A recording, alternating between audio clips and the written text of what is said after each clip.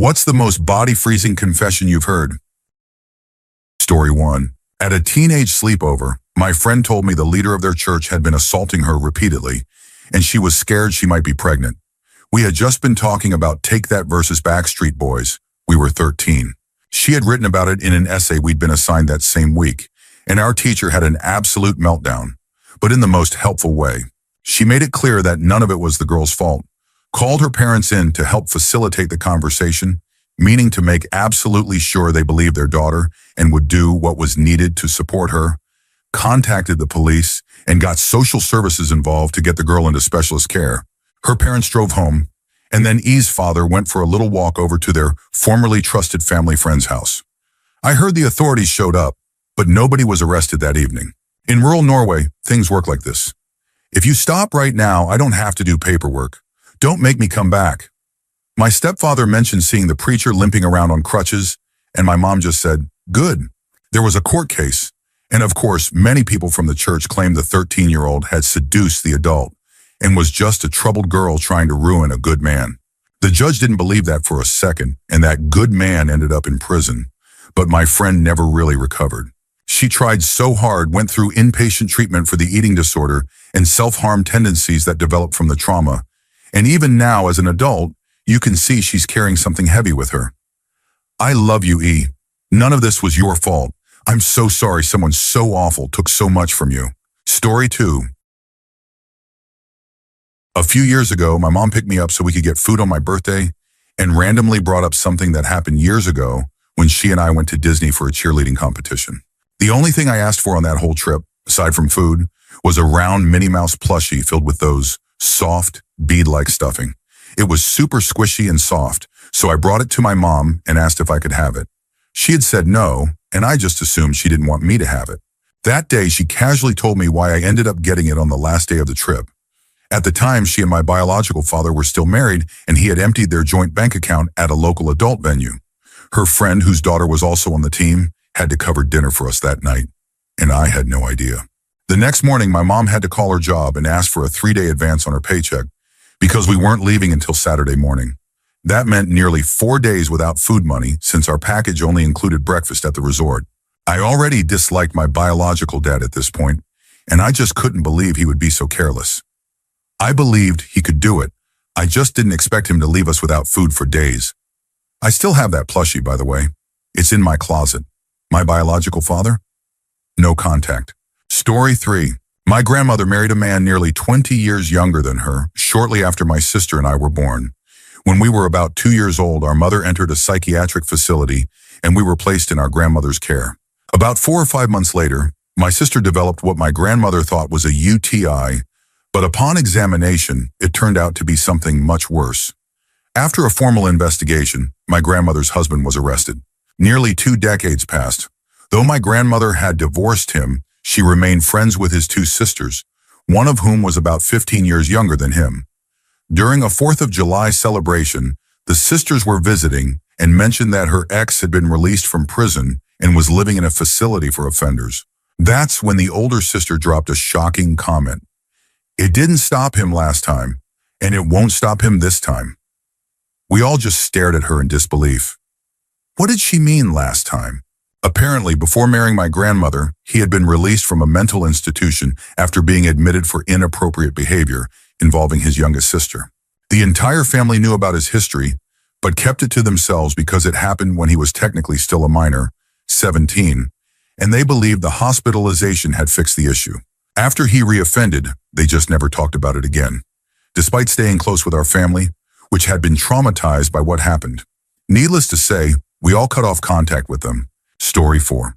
In high school, I went to a friend's house to hang out. This kid was a little sketchy, but I'd known him my whole life, and we were always good friends. When I got there, 2 guys were already there whom I had never seen before. They proceeded to tell us about the night before, when they helped their friend set his house on fire after he had committed a horrible act involving his grandparents. They told us how they smoked in the house with the bodies of his grandparents and his dogs. The person responsible had been on a 3-day drug bender, and his grandfather had tried to stop him from leaving the house. He then attacked his grandparents. The guy had videos on his phone of what he did. Gruesome, disturbing content. This happened in Oklahoma, if anyone's curious. The man's name was Kyle Smith, and he got life in prison plus 10 years. The two others who were there and helped burn the house were also arrested and spent some time in prison. Story 5. I have a family member with dementia. She can't remember names, but she recognizes faces and has difficulty communicating. I brought some old family photos to have something to talk about, thinking she'd enjoy seeing them. I showed her a photo of her uncle, and she immediately became clear and serious. She said he had hurt her sisters, and her older sister had once tried to get her to go over to his house so she wouldn't have to anymore. But she refused. They lived next door, and that refusal created a lifetime of bad blood between her and her sister. I always knew they didn't get along, but I never knew why. Hearing her recount this story so clearly, with full names and details, was shocking. I hadn't heard her so coherent in years. I knew Uncle D. We had gone over to his house countless times, and I had good memories of him. I couldn't tell if this was just a story created by her dementia or if it was real, given how vividly she recalled it. Story 6. I used to work nights at a hotel. One week I was scheduled for the later part of the week and missed that we had been housing a family friend of the general manager. This guest was an elderly woman, probably in her early 80s. She came down to the front desk at midnight looking for a bottle of water and ended up staying until around 3 a.m., just talking about life, telling stories, and I was listening and chatting since it was a quiet night. Then she shared why she was there. She had been deemed not mentally fit to be unsupervised and had tried to leave the state with friends against her husband's wishes. He was her designated supervisor. After she ran off, the police had to find her, so her kids arranged for her to stay at the hotel. She told me she hated her husband because of all the trauma he caused their son, including making him work a dangerous logging job where he was seriously injured in his early 20s. She went on and on. She also told me she was supposed to be taking her medications, but her kids hadn't brought them in 3 days. One of those medications was lithium, along with a few antipsychotics and other prescriptions. She said she was on them because she once tried to run over her husband and ended up being institutionalized for a short time. I made an excuse to go do something in the back to step away, and when she asked to switch rooms for a better view, I told her the morning manager would need to handle that. The next morning, while I was training a new breakfast worker, she had a full psychotic episode and appeared in the dining area wearing only a bath towel. That's a whole other story, but I felt it was necessary to include here. Story 7. 2 friends and I were on vacation in Amsterdam.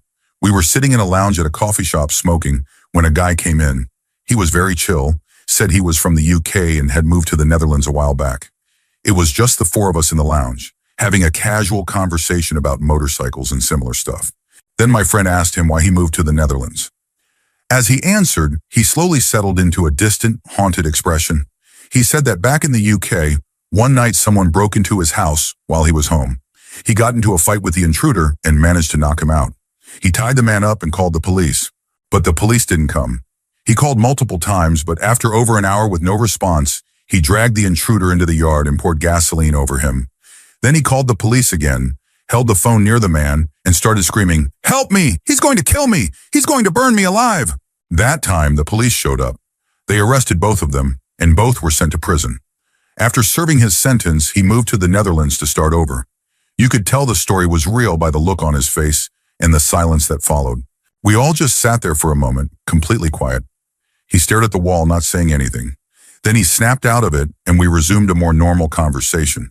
But I'm not gonna lie, we were all extremely nervous after hearing that story. Story 8. We were standing around at work, maybe 5 or 6 of us, all taking turns making jokes and telling stories. Our boss was also hanging out with us. One of the newer guys started telling a story with the vibe that we were all going to find it funny. Basically, he and his cousin went to a party hoping to meet some girls. They split up into couples. His cousin got rejected by the girl and left, upset, leaving him there. He woke up still drunk and saw that his cousin was gone. Apparently, he panicked, thinking something shady had happened. He pulled out a knife and demanded the girls' phones. He kept asking what they did with his cousin, thinking something bad had happened to him. He kept them there, demanding answers and scaring them. Eventually, his cousin called and said he had just left because the girl wasn't interested. So the guy returned their phones and waited in their apartment until his cousin came back to get him. Everyone just stared at him. Jaws dropped. My boss walked away halfway through the story so he wouldn't be part of the conversation. I told the guy, I would probably never tell that story again if I were you. I have a daughter, and I dread the thought of her going out for a normal night and encountering someone like that. He didn't seem to understand how terrifying that situation must have been for those girls. He thought it was just a funny misunderstanding. Story 9. There was this guy I hung out with once in a while for maybe 6 months before we eventually lost contact. My wife and I got along with him and his family fine, but we just didn't really click as friends. A few years later, he showed up wanting to talk to someone familiar. I've had rough times before, so I invited him in and asked how he'd been. He said he was stressed because his wife had an injury and told him to find someone else for companionship while she recovered. They were in an open relationship. He thought it was a good idea to text his 12-year-old stepdaughter and her 13-year-old friend. He told the story from his own perspective, and at the end, dropped one chilling line. I told her she couldn't buy a new movie, so she stole my phone and sent all those texts to herself and her friend to get back at me. Then he said he was taking a plea deal and going to prison for 5 years. We didn't say anything supportive, just let him leave. He's now on a registry for life, and even he didn't seem to believe the version of events he told. We ended up moving before he got out 5 years later. It wasn't the only reason, but it definitely started the "maybe we shouldn't live here" conversation. Story 10. One day out of nowhere, my dad told me about the last time he saw his father. Apparently, his dad had been an alcoholic who used to beat him, his brother, and their mom after drinking. One night, my dad and his brother had enough. They waited for him to come home, and when he walked in, my uncle threw a heavy raincoat over his head. Together, they started hitting him. My dad said he kept going for about 10 minutes, even after my uncle told him the man had gone limp. They dragged him into the street in the middle of the night and never saw him again. My dad told me this while we were out on an errand. Then he said, "You're about to meet your great uncle, my uncle, who I haven't seen or spoken to in decades. He knows what happened to your grandfather." We got to the house and had a brief catching-up chat. My great uncle told my dad that his father had recently passed away in a hospital, alone, after battling cancer. Despite knowing how to reach my dad, he had never contacted him and offered no explanation. He just said their father had stayed an alcoholic. That was the most I'd ever learned about my family, and it was a lot to take in as an 11-year-old. Years later, I realized something strange. My dad lost both his father and brother under similar circumstances. They stopped speaking after violent conflicts, and both died from alcohol-related illness. Story 11. I used to work in a very rough warehouse, the kind of place that would hire anyone. One day we got a new guy. I'll call him Bill. He looked a little unusual, always had a wide-eyed look, but talking to him, he seemed intelligent and friendly. He always wore baggy jeans, and one day he lifted his pant leg to scratch an itch, and I saw he was wearing an ankle monitor. I was confused because I thought the company did background checks. Later, I found out the company worked with the prison system to hire people transitioning from halfway houses. Bill had served more than 10 years in prison. He never told anyone what he had done, was always secretive about it. Eventually, rumors started going around. People said he'd been in prison for hurting someone. Curiosity got the better of me, and I looked him up online. What I found out was that it wasn't an adult. It had involved a 16-year-old girl.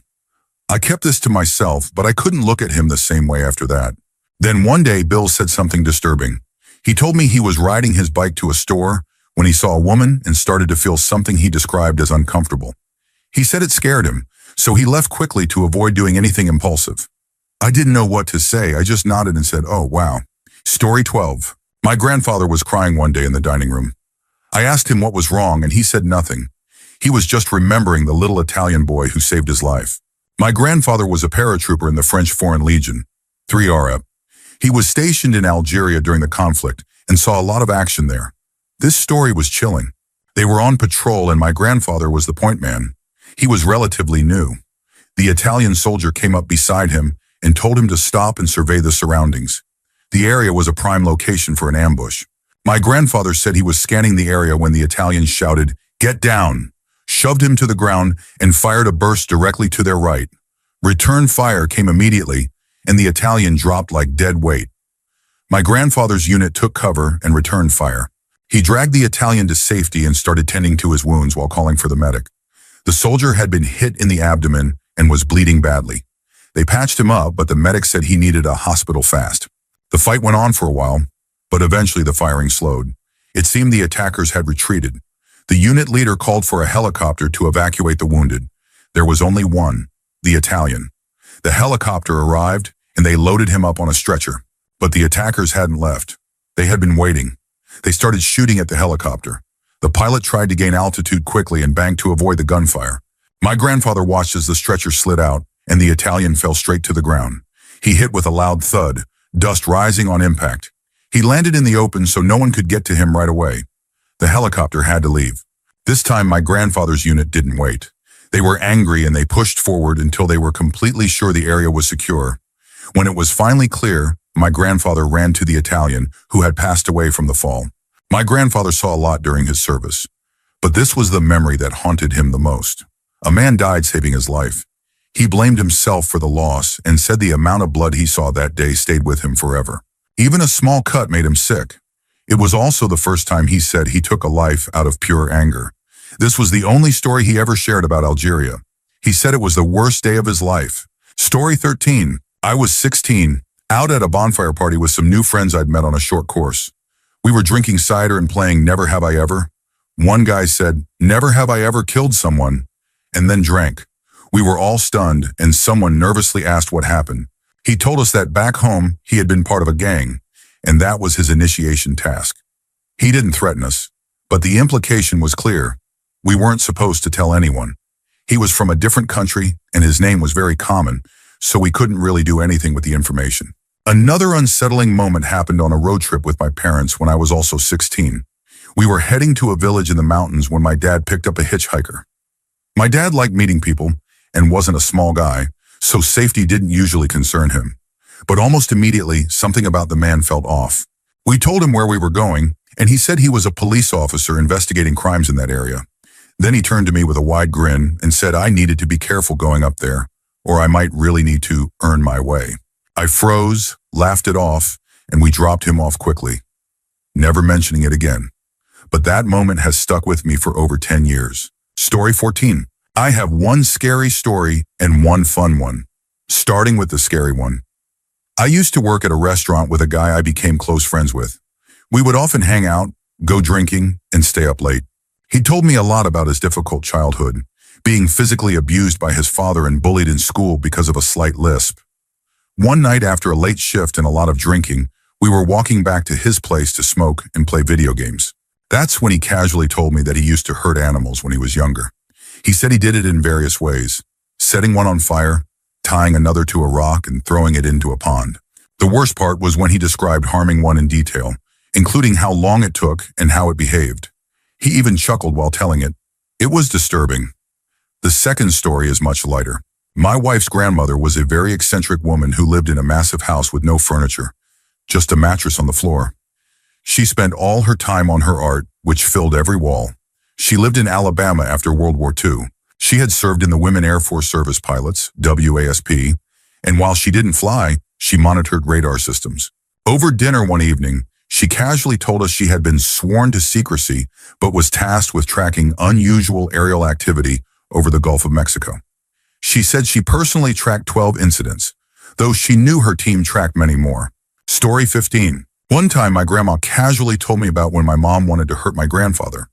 We were just doing the dishes when she said she was actually glad her ex-husband had passed away and was tired of pretending to be sad about it.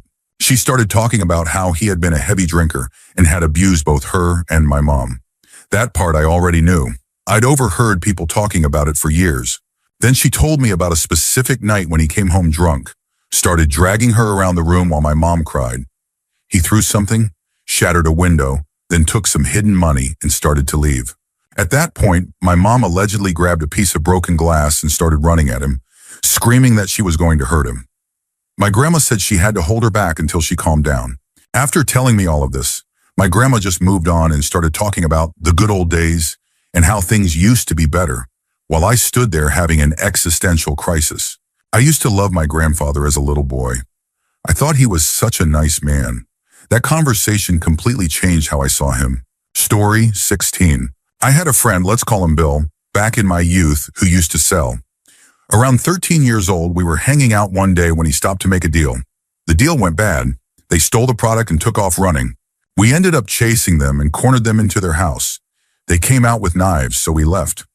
Bill was furious and talked about revenge, but he eventually calmed down, and I didn't hear anything else about it. Fast forward about 7 years, I ran into Bill. now more of an acquaintance, at a party. We talked and caught up. At the end of the night, I offered to drive him home since I was the only sober one. He and a couple of the guys I came with were in the car, reminiscing about the old days. Bill, a bit drunk, changed tone and said, "Hey man, remember those guys who stole from me back in the day and we chased them?"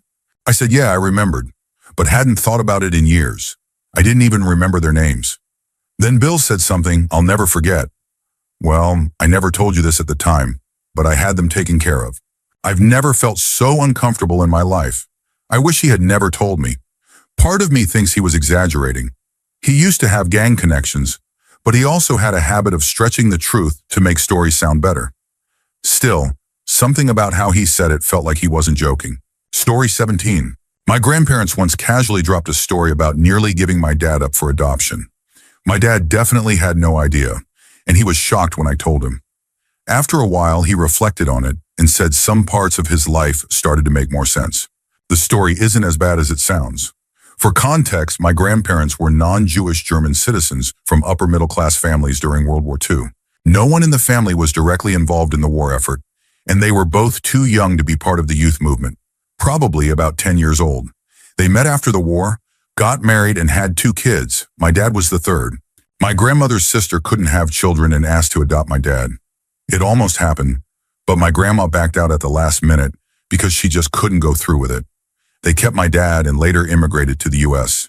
legally. My grandparents eventually had 6 boys total. After hearing this, my dad realized how differently his aunt treated him growing up. For birthdays, he always got extra special gifts. She gave him more attention and showed more affection than she did to his brothers. He now believes it was because he was nearly her son. It was funny to him, but also pretty mind-blowing. This came up randomly on a weekend trip when I happened to visit my grandparents. Grandpa had a few cold beers and apparently decided it was story time. He also shared a few other major family stories that day. I guess they were getting older and wanted to open up. My grandpa was about 88 then. He passed away 2 years later at 93. My wife and I still look back on that day and all the things we learned. People who lived through World War II really do have some unbelievable stories. Story 18. I always tell this story simply, but here's what happened. I was around 11 years old sitting in the car when a radio segment came on about abortion. Something about pro-choice versus pro-life. I told my mom I could never have an abortion. I believed all life was valuable. At this point, I had already been through a lot with her. Abuse, emergency removal by CPS, homelessness, and more. Not much left me speechless anymore. But she just looked ahead blankly and said, "I was going to have an abortion with you. I wanted to." I turned to look at her, and she just sat there. Then she continued. Maybe I asked her something, I'm not sure, but she told me this. My biological dad, who she met in recovery, denied me, and she moved back home, states away. She got back together with a very abusive ex and planned to terminate the pregnancy. She had already done so once before, which also shocked me. She said the man was hurting her every day, trying to cause a miscarriage. He pushed her downstairs, hit her stomach, and more. Then one night while she was alone, she said something spoke to her. She believes it was God. She said it told her she had to have this baby, that I was created for a reason. From then on, she knew she couldn't go through with it. She stopped using and moved back up north to reconnect with my biological dad. That's when I came into the picture, along with my stepdad. That was the day I became pro-choice. My mom could have spared me from so much pain and chose not to. I didn't say anything for a long time, and it made me feel awful in ways I didn't understand yet. My mom had a terrible life. Everything she did to me and my brother, her parents had done to her even worse. She didn't talk much about her past before foster care. I feel for her. She gave me the same start she was given, but I've been lucky to have more choices. Still, it's a lot to hear when you're only 11 years old. Story 19. My ex-boyfriend used to randomly tell me really dark things with little to no warning when we were together. It was a toxic and abusive relationship, which is why those things were said and why I stayed. I was very concerned for him, but he also scared me quite a lot. For example, he told me he had hit or kicked his dog, and he kicked me a couple of times, even in front of other people. He said he had dacrophilia, a condition where someone is aroused by tears, and would get angry if I asked if it applied to me. I always suspected it did, but he insisted it only applied when people he disliked cried. He once told me, completely unprompted, that he had seen a violent video online and it affected him in a very disturbing way. He constantly told me about dark and unsettling dreams and would talk about fantasizing about hurting or killing people. I once told him, near the end of our relationship, that if he ever acted on it, I believed I would be the victim. He just casually said, no. It wasn't a convincing response. He claimed to have people or things in his mind that had been there since he was young. They had names, different personalities, and he would draw them. According to him, some of them liked me and some didn't. One of them was female, and I apparently looked a lot like her. I could go on, but this is honestly the most I've ever said publicly about it. It's exposing and scary. To anyone out there trapped in a relationship with someone who scares, hurts, or disrespects them, I know what you're going through. Story 20. I was afraid of flying as a teenager, so my parents let me take a bus from San Francisco to Salt Lake City to visit my grandparents. The bus left late, and we passed through Nevada in the early morning, hitting a bunch of small casino towns just as the sun rose. It was a surreal and strangely beautiful experience. At one of the stops, an older hippie-looking man got on and sat near me with two teens, trying hard to act tough. They started talking, and surprisingly, all had stories about prison. The teens were in for minor offenses, but the older guy said he had served real time for beating someone into a coma. He told the story with this detached, dismissive tone, like getting locked up was just bad luck rather than the result of his own actions. The teens eventually went quiet. It became clear this guy was on a whole different level than they were. Then he said his sentence had been extended because the man he assaulted passed away from the injuries while he was still serving time. The way he talked about it, it almost sounded like he believed the victim had done it just to spite him. The whole thing had this odd, look at my bad luck energy. After that, the bus ride got really quiet. Story 21. I spent a year of my training as a clinical psychologist in a forensic psychiatric hospital, the kind of facility where people go after pleading not guilty by reason of insanity or being declared unfit to stand trial. One of my responsibilities was to sit down one-on-one with patients and assess their understanding of the crimes they were charged with. I'd spend about an hour interviewing them about what happened, their mindset at the time, and their current perspective. Then I'd write a report that would be reviewed by the team and used to refine the patient's treatment plan. I did this with individuals charged with serious offenses, assault, abuse, murder, and even cannibalism. Over the course of a year, I conducted about 50 of these interviews. So, as you can imagine, I heard some very heavy confessions. I haven't read through other people's stories yet, but I'm pretty sure not many can say they've heard someone confess to eating someone they once loved. Story 22. Not exactly a confession, but it was extremely jarring and came up completely out of the blue. At my first professional job, I had a coworker I'll call Jane. She was a small, quiet woman in her late 30s, though maybe older. Her hair was already graying a bit. She reminded me of Velma from the old Scooby-Doo shows I watched as a kid, just with much longer hair. Jane and I rarely spoke, only during brief interactions at the copy machine. We'd exchange greetings and go about our day. One day we were at the copier at the same time and did our usual hello. Then she slowly started venting about how stressful her week had been. It was a one-sided conversation, but she was talking to me, so I nodded along. She began with the usual stuff, deadlines, kids acting up. But then, in the same calm tone, she said that the night before, she had been in the car with her husband when they started arguing. He suddenly drove off the road into the woods, pulled a handgun from the glove box, and held it to her head. She said he alternated between ranting about how tired he was of her and asking if arguing with him was worth her life. At one point, he even wondered aloud how well their kids would cope with him in prison and her gone. Then without another word, he put the gun away, drove back to the road, and they went on with their evening. I was completely frozen. I was only 26 and had no idea how to respond. She didn't wait for one either. She just walked off like it was nothing. Looking back, I think she just needed to process what had happened and use me as a sounding board. But it haunted me for a while. I hadn't thought about it in years until this question brought it all back. Story 23. I have many stories. When I was very young, maybe 7 years old, my mom opened up to me about some of her past traumas. It was like something others here have mentioned, where it just came out randomly, as if she needed to tell someone.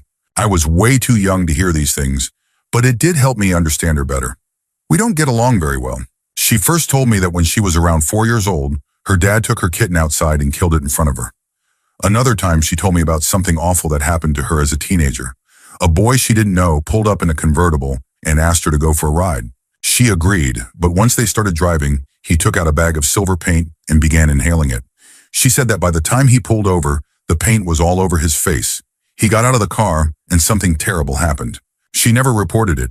Another time I asked why she had divorced my dad, as little kids do, and she told me it was because he had a drinking problem. He would stay out all night and then come home and leave our front door wide open. On one occasion, they argued while he was holding baby me, and he pushed her while still holding me. I luckily don't remember that, though I have memories from that time. She also told me that when she was young, her brother touched her inappropriately. The same man, my uncle, touched me once during a family Christmas. I didn't tell anyone until much later. It wasn't until I was in my 20s that I learned my dad also had a drug problem. He used Hero and would come home with needles in his shirt pockets. I was told he accidentally burned down his parents' house while high. One of the most unbelievable stories is about my great-grandparents. My family has owned farmland for generations. Apparently, some of our relatives were even buried on it. My great-grandparents were once having an argument, and at one point, my great-grandfather dug up the skull of his wife's sister, who was buried on the property, and showed it to her just to upset her. After hearing all these stories, a lot about my family started to make sense. I've had a very difficult time with my parents, especially. Honestly, I could go on and on about my whole family. Story 24. My summer camp used to bring in underprivileged girls, and I still remember two of them in the stories they shared. One girl's mother had been an S worker who was murdered, possibly by Robert Pickton. She was then placed in foster care with an abusive caregiver who once tried to smother her with a pillow. One day at camp, a counselor entered our cabin wearing a mask, and this girl had a complete meltdown.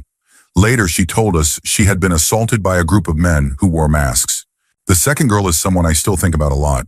She was in her early teens and had been dating her best friend's older brother. He wanted to be intimate, but she wasn't ready. One day, he took her to a construction site and hit her with a piece of wood, knocking her unconscious.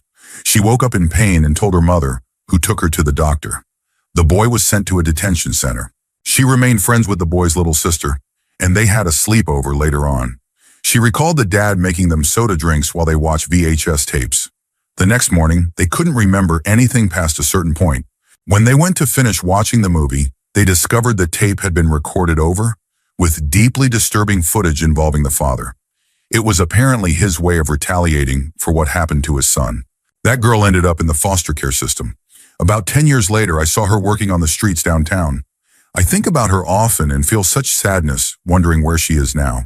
Story 25. I was raised in a Christian conservative home where being open about same-sex attraction meant being disowned. My parents used words like disgusting, sinful, shameful, and abomination to describe anyone who identified as LGBTQ+, whether it was someone they saw on TV or someone we knew. This was extremely difficult for me as a bisexual woman. I kept that part of myself hidden for so long, so hidden that I didn't even fully accept it until I was married. My husband, who I love deeply, is also a Christian, but not the kind my parents are. He pointed it out gently and continued to love and support me. Then one day, my mom randomly confessed something that floored me. She said she doesn't find men physically attractive. They do nothing for me, she said. Then completely casually, she added, but boobs, and snapped her fingers. Those get me every time. I said nothing, because my mom could never handle the full reality of what she just admitted. She's been married to my dad for 37 years, never desiring intimacy and only ever being attracted to women. She doesn't realize she's a closeted lesbian, but I've kept that confession in the back of my mind, just in case there's ever a time where she needs someone to help her see it for herself. Story 26. Back in 2015, when I was 20, I went to the bank on a Saturday morning. This branch only had the drive-thru open on Saturdays. There was an older woman standing in the drive-thru area between my car and another. She approached me and asked if she could sit in my car because the tellers wouldn't help her unless she was in a vehicle. Being naive, I said sure. We chatted about small things like the weather and local events until she suddenly said something that creeped me out more than anything I've heard in person. She told me that her husband had passed away a few years ago and that she kept his body in her living room. Not ashes, not an urn, his actual body. She said she liked looking at him and would change his clothes regularly.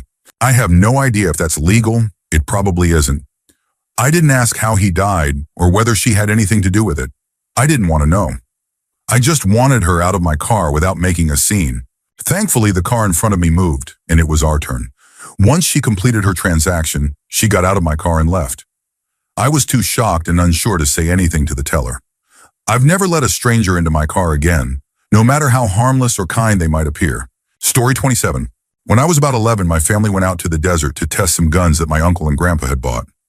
My grandpa had been a firearms instructor for 40 years, so everything was always handled safely.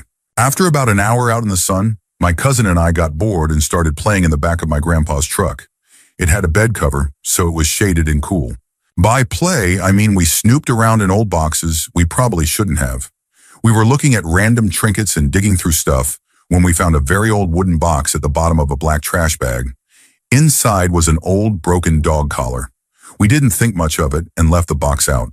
A few minutes later, our grandpa came back and saw what we'd found. He asked if he had ever told us why he became a firearms instructor. We said no. The story he told us has stayed with me ever since. When he was 16, he and his uncle went to the Tonto National Forest during hunting season. He wasn't a good shot then, and mostly went to get out of the house. They stayed out later than they should have and ended up lost near a stream at dusk. As they tried to find their truck, their hunting dogs became uneasy, completely still, tails between their legs, refusing to move. His uncle grew concerned because the dogs had never behaved like that before. Then they heard something moving across the stream, followed by the sound of a woman calling out, "Here, boy," and patting her legs. One of the anxious dogs started crossing the stream toward the voice.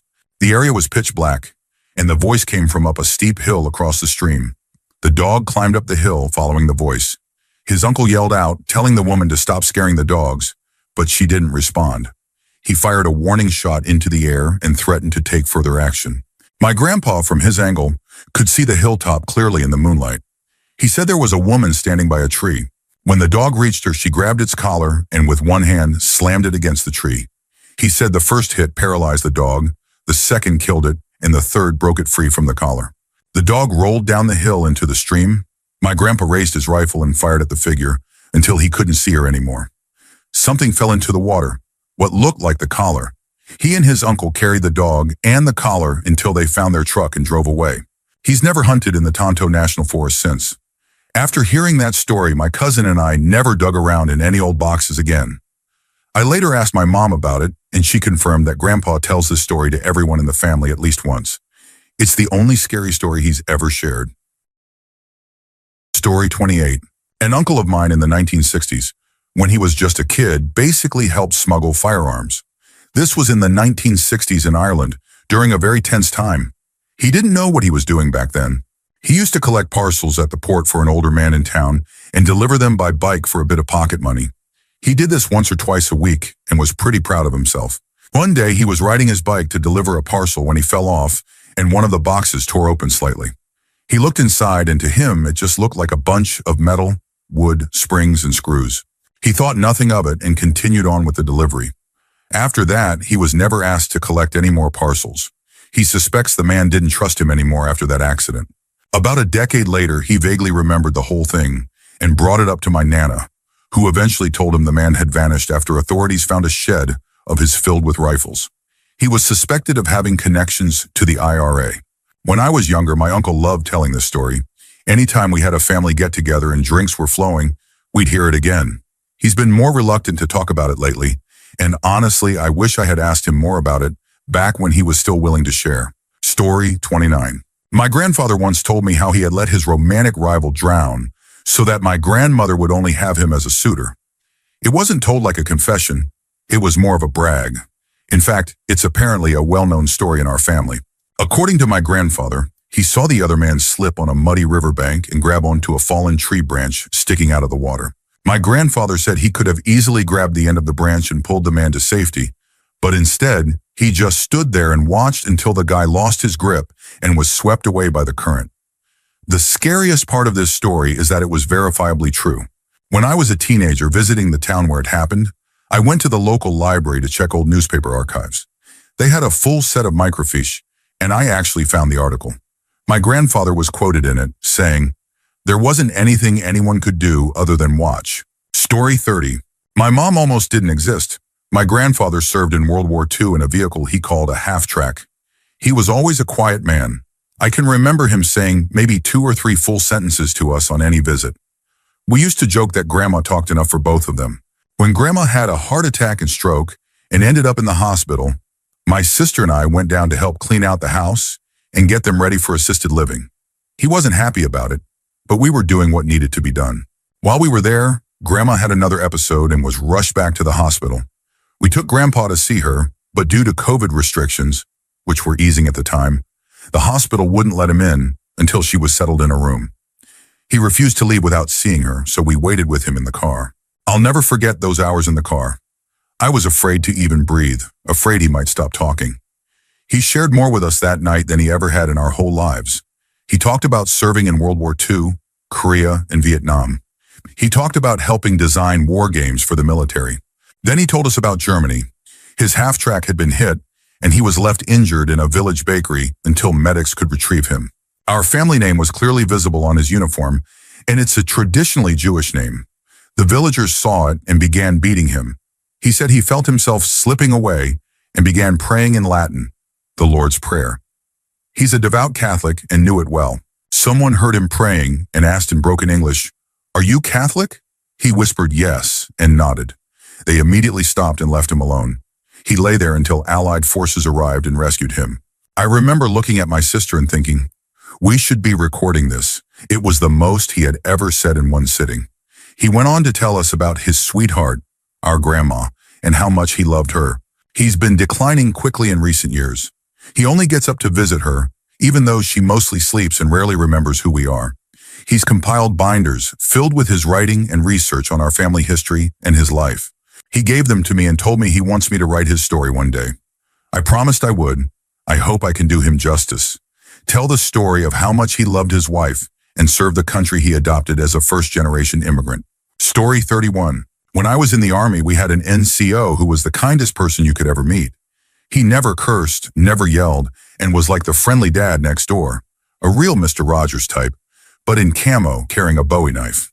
We reached the part of our training where you're conditioned to take a life under certain circumstances. He used the book Black Hearts as an example. He talked about the murders, assaults, and the cruelty that took place, and warned us how easy it is to lose your soul in war if you're not careful. I remember his eyes going distant and his face going blank for a moment. Then he snapped right back to his usual self.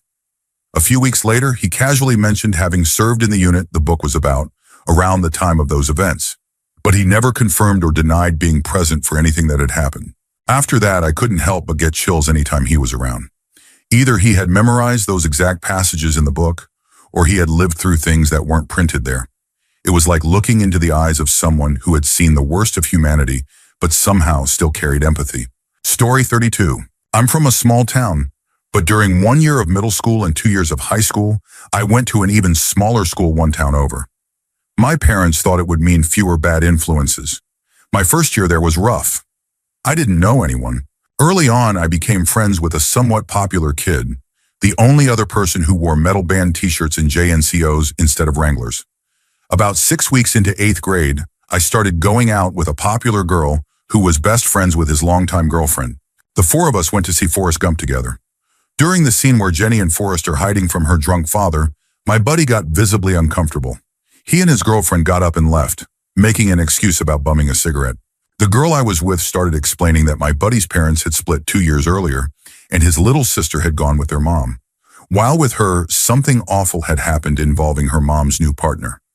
It was reported, he was arrested, and the mom returned home with the sister. Weeks later, I was staying over at his house, something we did often since his dad worked nights and we could play loud music, sneak cigarettes, and goof off. He was looking for his jacket, thought his sister took it, and somehow the subject came up. I asked him if his mom had gone back to that guy since word around school was that she had left again. He just said, "No, she's not with anyone." The next day we were riding his four-wheeler along the fence line of his dad's property, part of his chores. He started pointing out places where he had buried coyotes he'd shot, which is fairly common out there. There by that tree, by that big rock. Then completely matter-of-fact, without slowing the four-wheeler, he pointed at another spot and said, "That's where my mom's buried." And he just kept driving. Story 33. You need a little context. I'm adopted. My biological grandmother and her husband, who isn't biologically related to me, adopted me and raised me to believe my biological mom was my half-sister. I found out about the adoption by accident when I was 20. My mom needed to fill out some paperwork that listed everyone she had ever lived with. There was my name, but with a different surname, and a man I had never heard of. After that, my dad became more open about the whole situation. One day we were riding in the car. My mom had been especially abusive that day, and we were both pretty fed up. He turned to me and said he wished he had left her before they found out about my birth. He had been considering leaving and staying single, but then I was born. When they discovered the neglect I was facing, they realized the only way to adopt me was to get married. And he told me he had hated every minute of his life since then. It's a strange kind of emotional whiplash to hear your dad say his life has been miserable and that you're the reason he stayed. Especially when I remember as a child begging them to divorce, begging them to be happy, even if it meant being apart. I always thought that would be better. I never imagined my dad would blame me for the relationship. Story 34. I have so many. When I was 13, I was in a mental hospital, and I met a girl who shared something that still sticks with me. She told me that when she was about 9 years old, she had been home with her dad when he ended his life with a firearm. She didn't know what the noise was and went to check. She found him and immediately called 911. Then she tried to hold his head together and put his brains back in. She didn't share this during group therapy, but during a casual activity, which made it even more shocking. Most girls save that kind of story for group or one-on-one conversations. During that same hospital stay, there was a little girl, maybe 6 years old, on our ward. She was there because she had tried to set fire to her house, reportedly because she didn't want to play house with her cousin anymore. There were other signs of abuse too. She didn't seem to understand why she was there, but followed along with everything and was like the little sister of the ward. She was so sweet. I also met a girl who had been a trafficking victim. One day she told us she used to be a recruiter. She would walk around her neighborhood, schools, and malls, approaching girls her trafficker pointed out. She told the story very casually, but you could see how deeply conflicted she felt about it. She truly didn't understand at the time that what she was doing was wrong or abnormal. There were also 2 other girls I met who had been trafficked. They had escaped from a sister facility of ours, but ended up returning to the people they had been trying to get away from. It was heartbreaking. Story 35. There was a guy in our high school friend group who always had people over at his house, whether it was after school or for weekend parties. His parents were pretty relaxed and let us do almost anything. Some people were truly friends with him, but for most of us it was just a place to hang out without rules. I didn't mind him. We were sort of friends, but he was a little odd. Not creepy, exactly, but awkward enough that being alone with him before others showed up could be uncomfortable. Some of us even warned girls to make sure others were there before visiting, not because we thought he'd do anything, but because he had a habit of scaring people off unintentionally. Anyway, one night, me, my girlfriend, and this guy were driving home from a party at a friend's place. Out of nowhere, he started talking about how he and another one of our guy friends had been drinking, and when the girls they invited didn't show up, they hooked up with each other. We thought he was joking and laughed it off, making jokes with him until he started crying. He got emotional, even grabbed my shoulder while I was driving, sobbing and saying how much he hated himself for it.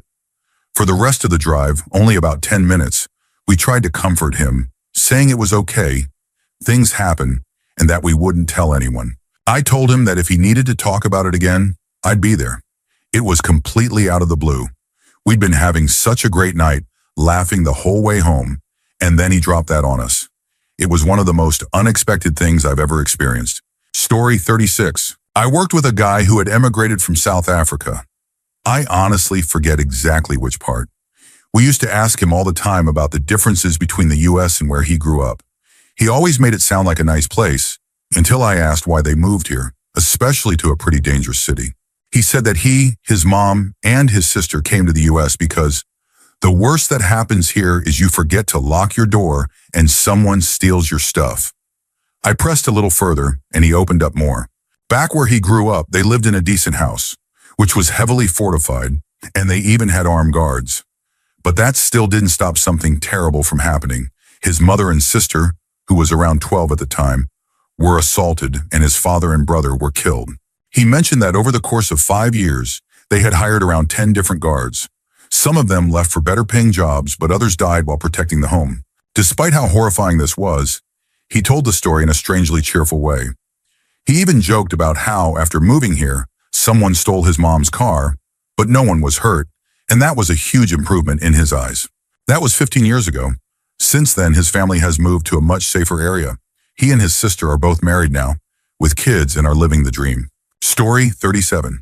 When I was a teenager, I used to buy from a guy down the street. He was in his mid-30s, a convicted felon, and had been in and out of jail or prison most of his life. One day I was hanging out at his trailer when he told me a story I'll never forget. He said that when he was a teenager, he was just at home one day when two older guys he knew grabbed him, threw him into a car, and drove him to a trailer. When they got inside, there was a body on the floor, blood everywhere, with fragments of bone and other things on the walls and floor. The two men had beaten someone to death with wooden sticks, and then brought him in and told him that if he didn't clean it up, they'd do the same to him. He started describing in disturbing detail how he cleaned up the scene. I knew he'd done a few multi-year stints in prison, but I never really knew for what. He had once mentioned robbery. Later, someone else told me that one of his prison sentences, 7 years, was related to a body found in a barrel at a local quarry. I'm pretty sure the body in the barrel was the same one he was told to clean up in that trailer. Story 38. I was friends for a few months with a guy who, I eventually learned, had some deeply troubling issues. I noticed early on that he had a drinking problem. He would physically shake if he went too long without a drink. And he had a poor me mindset. Everything was always someone else's fault. He claimed to have PTSD, so I tried to be understanding. Then one night, while he was heavily intoxicated, he became aggressive. He tried to assault me in his apartment. During the struggle, he admitted something that explained everything. He said that when he was 18, he hurt his younger sister, who was only 9 at the time. He claimed he was just experimenting and didn't know what to do with himself. He said that was why his family had cut him off. None of them had spoken to him in 11 years. Only his grandmother had stayed in touch, and she had recently passed. Suddenly, everything about him made sense. He had survived a serious accident with less than a 10% chance of making it. He was in the hospital for 4 months, and I visited him every day, even while I was dealing with organ failure myself. The hospital staff eventually made me his emergency contact because no one else ever showed up, not even his parents. At the time, I kept wondering, how bad could it be that not even his mother would come see him when he might die? After that night, I cut off all contact. The moment he laid hands on me and tried to force himself on me was already reason enough. But when he confessed what he had done to his sister, everything just clicked. It was like the final puzzle piece falling into place. That moment haunts me to this day. Story 39. Unfortunately, I'm usually the one casually throwing out horror stories like they're nothing. I survived a very, very difficult childhood, and even though I'm doing much better now, there's still a lot I carry. I went from severe depression, BPD, OCD, panic attacks, severe anxiety, suicidal ideation, severe insomnia, and PTSD, down to more manageable PTSD, occasional insomnia, and anxiety. The insomnia isn't constant anymore, and the PTSD mostly flares up when my birthday is near. I've been working hard on the anxiety, and honestly, I don't even think I'd qualify for BPD anymore. I barely show any symptoms. I also have ADH, and I've read that neurodivergence combined with trauma can sometimes be confused with BPD. Not totally sure. I feel well enough now to return to university. I'm married, and living a quiet, simple life makes me genuinely happy. All of this to say, because so many terrible things happened to me as a child and teenager, moderate trauma or family drama often feels kind of like a joke to me. Recently, I was talking to a social worker in a youth program meant to help people with jobs and training. I think she asked me about my parents, and I casually mentioned, laughing a bit, that my birth father, who I cut off years ago, was best friends for decades with his sister's abusive ex. Then I mentioned that my mother had me as an emotional replacement for her own mother, who took her own life. So even though we talk, our relationship has always been rocky. She just looked at me, kind of stunned, and I realized that this is a lot for most people to process. I thought, oh, right, that's not normal. And I had this moment of clarity where I understood that most people haven't survived the kind of abuse I have. Story 40. I was on a tour in Japan that ended up just being me, my husband, and our guide. No one else had booked. It was a lovely walking tour of Itsukushima, off the coast near Hiroshima, where we were staying. We got to see the deer, the shrines, and the beautiful nature. During lunch, we were chatting, and our tour guide started talking about his family. We talked about his kids, and then he casually mentioned that his grandmother had died in the atomic blast, and that his mother, who was 4 at the time, had survived because she was staying at a friend's house farther out. She didn't suffer long-term complications, which was lucky. He went on to say that when he was younger, his first girlfriend's parents refused to let her marry him after they found out he was a second-generation survivor of the bombing. It was something he had to keep secret for most of his life, and even now he couldn't talk about it openly. He also mentioned that he grew up feeling very anti-American, understandably, until he learned more about post-war history and how democratic systems were brought to Japan. Then our food came, and the conversation switched to clam farming and sashimi. I didn't want to pry further, but I had so many questions. I know it's not unusual for people in that region to have been affected by the bomb, but it was the way he spoke about it, calm, like it was just another part of life, that hit me hard. He seemed happy, though, and said that he learned English specifically so he could become a tour guide. I really admired that. Still, it was a surreal moment. He just casually said his grandmother was vaporized in the blast. It was wild. Story 41. So, my grandpa comes from a family of construction contractors. From a young age, he was basically forced to do exhausting labor for his older brothers. He was barely paid, if at all, was beaten and shamed if he didn't work fast or well enough, and was treated like disposable labor by his own family. These days, he owns his own contracting company where it's mostly just him, and last year, I went to stay with him and my grandma for a month or so. While I was there, I helped him with his construction work. Nothing too intense, mostly just painting walls and tearing down siding. During that time, he opened up and told me all sorts of stories from his past, mostly about the many ways he had been mistreated and exploited. He told them all in a joking tone, which felt totally at odds with how dark the stories actually were. A pretty common theme I've learned with people who've gone through that kind of thing. There were a few stories that were really hard to hear, but the one that stuck with me the most was when he told me that, at 13, his brothers forced him into an encounter that was supposed to make him a man. This was rural Quebec a long time ago, where there were no real social or legal consequences for the people involved. He told me this as just a throwaway anecdote in the middle of a conversation, and all I could do was nod and say, wow.